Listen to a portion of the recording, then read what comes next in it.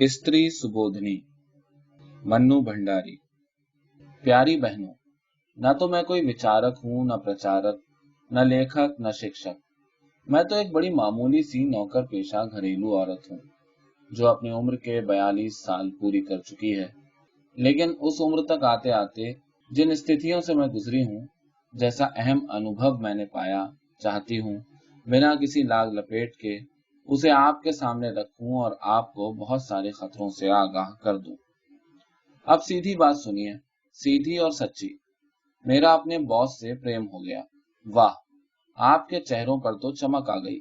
आप भी क्या करें, प्रेम कमबख्त है ही ऐसी चीज। चाहे कितनी ही पुरानी और घिसी पिटी क्यों ना हो जाए, एक बार तो दिल फड़क ही उठता है, चेहरे चमचमाने ही लगते हैं। खैर, तो ये कोई अनहोनी बात नहीं थी। डॉक्टरों का नर्सों से, प्रोफेसरों का अपनी छात्राओं से, अफसरों का अपनी स्टेनो सेक्रेटरी से प्रेम हो जाने का हमारे यहाँ आम रिवाज है। ये बात बिल्कुल अलग है कि उनकी ओर से इसमें प्रेम कम और शगल ज्यादा रहता है। शिंदे नए नए तबादला होकर हमारे विभाग में आए थे। बहुत खुश मिजाज और खूबसूरत, आंखों में ऐसी गहराई कि जिसे देख लें वो होते ही लगाता रह जाए। बड़ा शायराना अंदाज था उनका, और जल्दी ही मालूम पड़ गया कि वे कविताएं भी लिखते हैं। पत्र पत्रिकाओं में वे धड़ाधड़ छपती भी रहती हैं, और इस क्षेत्र में उनका अच्छा खासा नाम है।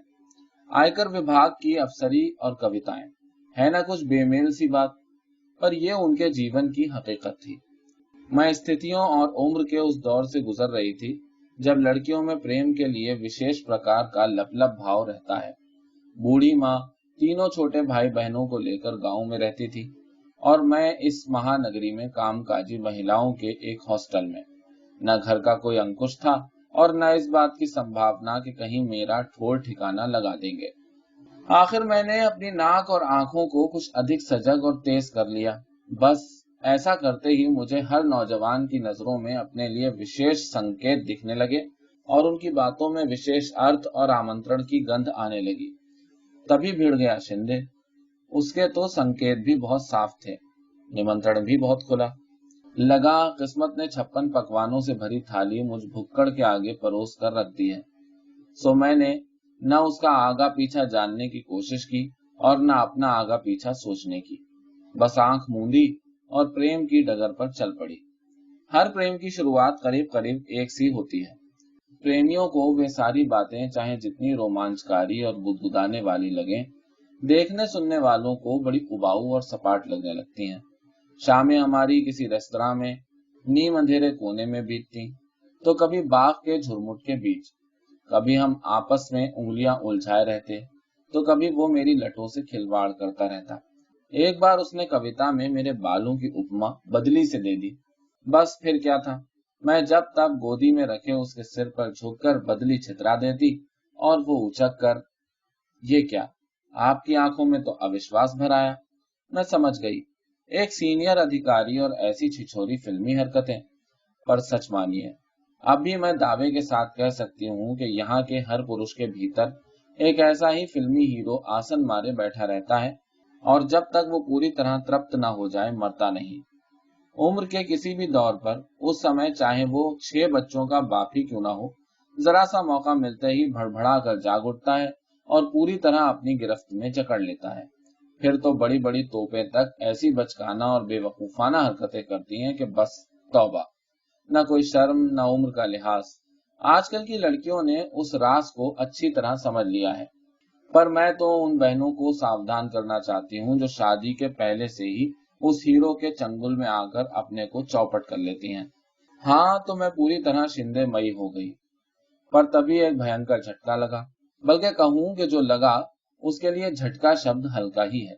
मालूम पड़ा कि शिंदे की एक अदद बीवी है, जो पहली बार पुत्रवती बनकर 5 महीने बाद अपने मायके से लौटी है। यानी एक अदद बीवी और एक अदद बच्चा। मुझे तो सारी दुनिया ही लड़खड़ाती नजर आने लगी। लगा मैं बहुत बड़ा धोखा खा गई हूँ। मेरे भीतर गुस्सा बुरी तरह बलबलाने लगा। बीवी बच्चे के रहते मेरी और प्रेम का हाथ बढ़ाने का मतलब? मैंने जब भी उससे घर और घर वालों के बारे में पूछा, वो 3-4 शेर दोहरा दिया करता था, जिनका शाब्दिक अर्थ होता था, मेरा ना कोई घर है न दर, نہ کوई अपना न पराया। इस जमीन और आसमान के बीच मैं अकेला हूँ, बिल्कुल अकेला। पर मेरे लिए इन शेरों का सीधा साधा अर्थ था हरी झंडी, लाइन क्लियर। सो मैं सपाटे से चल पड़ी, बल्कि चलने में थोड़ी फुर्ती भी की। आप तो जानती ही होंगी कि इस उम्र तक शादी न होने पर लड़कियों में एक खास तरह की हड़बड़ाहट आ जाती है। चाहती हैं जैसे भी हो जल्दी से जल्दी प्रेमी को पूरी तरह कब्जे में करके पति बनाकर अपनी टेंट में खोस लें। मैं भी इसी नेक इरादे से लपक रही थी कि बीच में ही औंधे मुंह गिरी, पर गिरने नहीं दिया शिंदे ने, हाथों हाथ झेल लिया। उसने बिना किसी बात को मौका दिए मुझे बाहों में भर लिया और धुआंधार रोने लगा। पिता के दबाव में आकर की हुई शादी मेरे जीवन की सबसे बड़ी ट्रेजेडी बन गई। बीवी के रहते भी मैं कितना अकेला हूँ, दो अजनबियों की तरह एक छत के नीचे रहने की यातना। ऐसी ऐसी बातें कि न जाने कितने टुकड़े आंसुओं से भीग भीग कर टपक रहे थे। मेरा विवेक मुझसे संकल्प करवा रहा था कि लौट जाओ, इस दिशा में अब एक कदम भी मत बढ़ो। मैं रो रो कर अपना संकल्प दोहरा रही थी, वो रो रो कर अपना दुख दोहरा रहा था। इसी तरह हम 2-3 बार और मिले, वही बातें, वही रोना। मैंने सोचा था कि आंसुओं के साथ मैं अपना सारा प्रेम और गम भी बहा दूंगी और हमेशा के लिए अलविदा कहकर लौट जाऊंगी, पर हुआ एकदम उल्टा। आंसुओं के जल से सिंचकर प्रेम की बेल तो और ज्यादा लहलहा उठी। अब देखिए ना, मीरा का पद आंसुअन जल सींच सींच बचपन से पढ़ा था। पर हम सबकी ट्रेजेडी यही है कि स्कूली शिक्षा को जीवन में गुनते नहीं। शिक्षा एक तरफ, जीवन एक तरफ, और इसीलिए ठोकर खाते हैं। यही हुआ। उसका दुखी और दयनीय चेहरा देखकर मेरे मन में प्रेम का ज्वार उमड़ने लगा। उसके आंसुओं ने प्रेम को इतना गीला और रपटीला बना दिया कि वापस मुड़ने को तैयार मेरा पैर अपने आप को स्वाहा करने के लिए आगे बढ़ गया। शिंदे इस मैदान का पक्का खिलाड़ी था। मेरे असमंजस और दुविधा को चट भांप गया। केवल भांप ही नहीं गया, वरन उसने ये भी महसूस कर लिया कि बीवी की उपस्थिति से हमारे प्रेम में आपातकालीन स्थिति पैदा हो गई है। अब यदि इसे बचा कर रखना है तो प्रेम करने के तरीके में एक क्रांतिकारी परिवर्तन लाना होगा। बिना उसके मामला चलने वाला नजर नहीं आ रहा था। रेस्तरां और बाग बगीचों के बीच तो ये परिवर्तन आ नहीं सकता था, इसलिए बड़ी शिद्दत के साथ एक कमरे की तलब महसूस होने लगी। 3-4 कमरा मुलाकातों में ही मैंने समझ लिया कि इन मुलाकातों के कारण उसके भीतर किसी तरह का अपराध बोध या कुछ गलत करने का भाव लेश मात्र भी नहीं है। वो काफी तृप्त और छका हुआ लगता था। मुझे समझते देर नहीं लगी कि शरीर के स्तर पर भी मैंने अपने को उसके लिए अनिवार्य बना लिया है। मुझे पक्का विश्वास हो गया कि मेरा ये समर्पण तुरुप के इक्के की तरह कारगर सिद्ध होगा और बाजी मेरे हाथ। निश्चय ही इन मुलाकातों ने मेरे प्रेम को बड़ी मजबूत बैसाखियां थमा दी और मेरे लड़खड़ाते कदम फिर जम गए। वो मेरे साथ भविष्य की योजनाएं बनाता, पर उन्हें अमल में लाए तब तक के लिए एक मौन समझौता हम लोगों के बीच हो गया।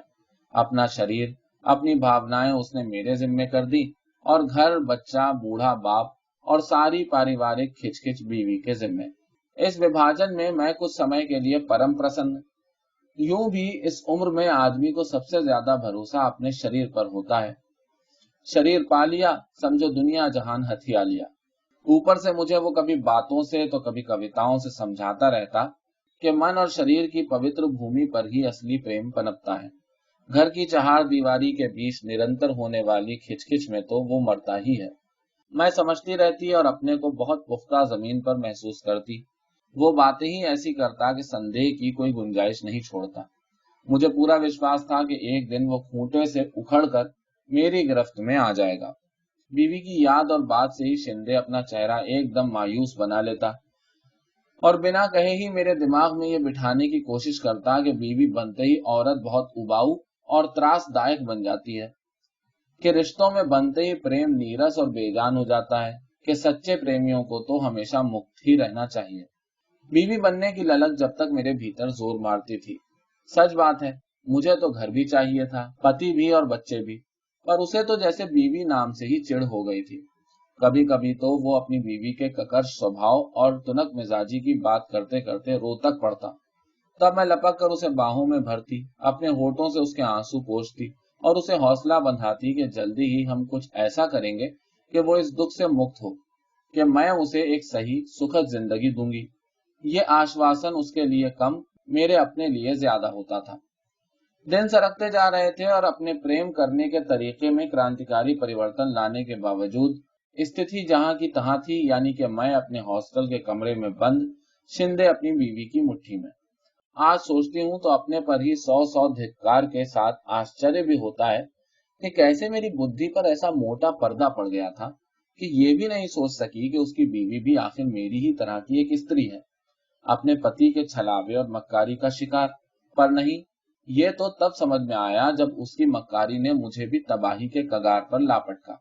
तभी तो मैंने सोचा कि क्यों ना मैं जब तक वहां उपस्थित होकर उसके त्रास को इतना बढ़ा दूं कि वो खुद ही इस अपमानजनक स्थिति को नकार कर अलग हो जाए। रकीब को सामने देखकर अच्छों अच्छों के हौसले पस्त हो जाते हैं। फिर अपमान और अपेक्षा की आग में झुलसी इस औरत का हौसला ही क्या होगा। और यही सोचकर आखिर मैं एक दिन शिंदे के घर जा धमकी। एक सुहागिन औरत की सारी नियामतों, यानी कि बूढ़े ससुर के वरद हस्त की छत्र छाया और बच्चे के पोतड़ों के वंदनवार के बीच दूधों नहाई पूतों फली भाव से वो कुर्सी पर विराजमान थी। मुझे देखकर उसके चेहरे पर किसी तरह का कोई विकार नहीं आया। विकार तो मुझे देखकर शिंदे के चेहरे पर आया, जिसे उसने थोड़ी सी कोशिश करके अफसरी नकाब के नीचे ढक लिया।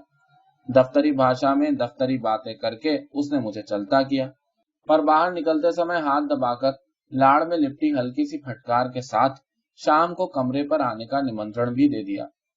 मैं उसकी बीवी को त्रस्त करने गई थी, पर खुद ही त्रस्त और पस्त होकर लौटी। मुझे आश्चर्य हो रहा था कि यह औरत है या मांस का लोंदा। इसका आदमी 3 साल से एक दूसरी लड़की के साथ मस्ती मार रहा है और उसे ना कोई तकलीफ ना कष्ट।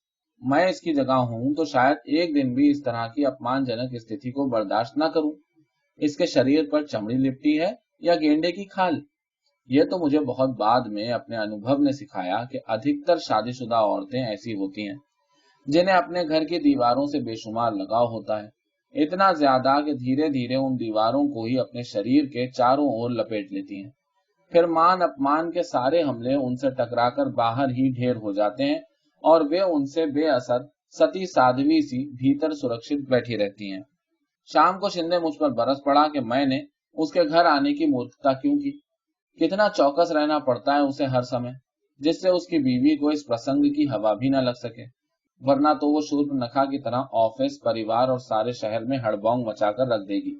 मौका लगा तो मेरा झोंटा पकड़कर सड़क पर जूते लगवाएगी और बड़ी चालाकी से उसने मेरे मन में अपनी पत्नी के लिए, जिसे वो अक्सर कोतवाल कहता था, ढेर सारी नफरत और आक्रोश भर दिया। साथ ही जल्दबाजी करने की अपनी नादानी भरी मूर्खता पर मुझे बेहद शर्मिंदा भी किया। देखा आपने कि कैसे शातिराना अंदाज से पुरुष नफरत और गुस्से की सुई अपनी ओर से सरकाकर दोनों औरतों की ओर घुमा देता है। वे ही आपस में लड़े भिड़े, कोसे गलियाएं और वो जो असली गुनहगार है अपने पर आंच आए बिना आराम से दोनों का सुख भोगता रहे। वो समझाता कि सहजीवन का मधुरतम पक्ष तो हम भोग ही रहे हैं। मैं क्यों बेकार में शादी ब्याह और घर में जकड़कर इस मधुर संबंध का गला घोटना चाहती हूँ। और इसी चक्कर में वो मधु उड़ेलती हुई 3-4 फड़कती कविताएं मेरे नाम ठोक देता। मेरे कंधों पर स्त्री पुरुष के संबंधों को एक नई दिशा देने का दायित्व है। अगली पीढ़ी अधिक स्वस्थ, अधिक मुक्त जिंदगी जी सके, उसके लिए हमें पहल करनी होगी, एक उदाहरण रखना होगा, चाहे उसके लिए हमें खाद ही क्यों ना बनना पड़े। शिंदे तो ये बातें झाड़कर मजे से अपनी बीवी का बगलगीर हो जाता और मैं असली अर्थों में खाद बनी अपने कमरे में सड़ती रहती। तभी शिंदे का तबादला हो गया। मैं एक बार फिर डगमगा गई। मुझे लगा कि बस अब ये मेरी जिंदगी से निकला, पर उस समय तो बस शिंदे में ही प्राण बसते थे। लगता था उसके बिना जी नहीं सकूंगी। गलत सही की समझ ही कहाँ रह गई थी। मैं उसे पाना चाहती थी और वो मुझे खोना नहीं चाहता था। उसके साथ होटल में गुजारे वे दिन मैं तो भूल ही गई कि हम दोनों के बीच कोई तीसरा भी है। तबीयत एकदम लहलहा उठी। इस बार उसने बाकायदा योजना बनाई कि पत्नी को अब यहाँ न बुलाकर उसके पिता के घर भेज देगा और धीरे धीरे उसे कानूनी कार्रवाई करने के लिए राजी कर लेगा। यदि नहीं हुई तो मजबूर करेगा। बातों का तो वो बादशाह था ही। पत्र लिखने में भी उसे कमाल हासिल था। शरीरों में जो दूरी आ गई थी उसे वो पत्रों की भाषा से पाटता रहता। पत्रों में मुझे वो दिव्य प्रेम का दर्शन समझाता। मेरे जन्मदिन पर अपने इसी दिव्य प्रेम में डुबोकर उसने एक खूबसूरत सा तोहफा मेरे लिए भेजा। कभी वो चांदनी रात के गीत लिखकर भेजता, तो कभी साथ बिताए मधुर क्षणों की याद को ताजा करने वाली कविताएं। उसने आंखों में सचमुच के आंसू भरकर कहा कि मैं ही शिंदे की प्राण हूँ, शिंदे की प्रेरणा हूँ। घर परिवार के अतिरिक्त शिंदे का जो कुछ भी है, और वही तो असली शिंदे है, वो उसने मुझे पूरी तरह सौंप रखा है। और तुरंत उसने अपनी बात का प्रमाण पेश कर दिया। मुझे समर्पित किया हुआ अपना नया कविता संग्रह, हाथ से लिखा हुआ था, प्राण को। उसकी प्रेरणा और प्राण बनने का हश्र ये हुआ कि वो तो दिन दूना रात चौगना फलता फूलता रहा, धन यश सफलता मान सम्मान सभी का मालिक, और मैं भीतर ही भीतर झुलसकर काठ का कुंदा हो गई, सब ओर से मरी मुरझाई टूटी और पस्त। मैं समझ गई कि मैं बुरी तरह ठगी गई हूँ। धीरे धीरे उम्र की बढ़ोतरी और ऑफिस और दुनियादारी की निरंतर बढ़ती जिम्मेदारियों के बीच शिंदे की रोमानी जरूरत घटती चली गई। परिणाम यह हुआ कि हमारे बीच चलने वाले पत्रों की संख्या कम और मजमून मौसम के सर्द गर्म होने पर आकर अटक गया। 8 साल तक चलने वाला प्रेम प्रसंग महज एक खिलवाड़ था, जिसकी बाजी बड़ी होशियारी से शिंदे ने बांटी। भ्रम जाल के कटते ही नजर साफ हुई तो बाजी में बटे हुए पत्तों का ये नशा रह रहकर मेरी आंखों में उभरने लगा।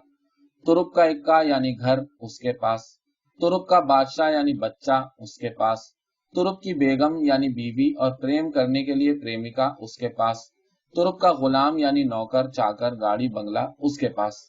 लब्बो लुबाब ये कि तुरुप के सारे पत्ते उसके पास और मुझे मिले उसके दिए हुए छक्के पंचे, यानी टोटके की तरह पुड़िया में बंधे, दार्शनिक लफ्फाजी में लिपटे हवाई प्यार के चंद जुमले। इन टटपुंजिया पत्तों के सहारे मैं ज्यादा से ज्यादा इतना ही कर सकती थी कि जिंदगी भर उसकी पूंछ पकड़े रहती और उसे ही अपनी उपलब्धि समझ समझकर संतोष करती। मन बहुत घबराता तो उसी पूंछ से हवा करके उसके साथ बिताए मधुर क्षणों पर जमी समय की धूल उड़ाकर कुछ समय के लिए अपना खालीपन भर लेती। निहायत हवाई बातें पल्ले से बांधे बांधे मैंने अपनी जिंदगी को बर्बादी के कगार पर लापटका था। अब चाहती हूँ ठेठ दुनियादारी की बातें अपनी हजार हजार मासूम किशोरी बहनों के पल्ले से बांध दूं, जिससे वो मेरी तरह भटकने से बच जाएं। इस देश में प्रेम के बीज मन और शरीर की पवित्र भूमि में नहीं, ठेठ घर परिवार की उपजाऊ भूमि में ही फलते फूलते हैं। भूल कर भी शादीशुदा आदमी के प्रेम में मत पड़िए। दिव्य और महान प्रेम की खातिर बीवी बच्चों को दांव पर लगाने वाले प्रेम वीरों की यहाँ पैदावार ही नहीं होती। दो नावों पर पैर रखकर चलने वाले शूरवीर जरूर सरेआम मिल जाएंगे। हाँ, शादीशुदा औरतें चाहें तो भले ही शादीशुदा आदमी से प्रेम कर लें। जब तक चाहा प्रेम किया, मन भर गया तो लौट कर अपने खूंटे पर। न कोई डर न घोटाला, जब प्रेम में लगा हो शादी का ताला।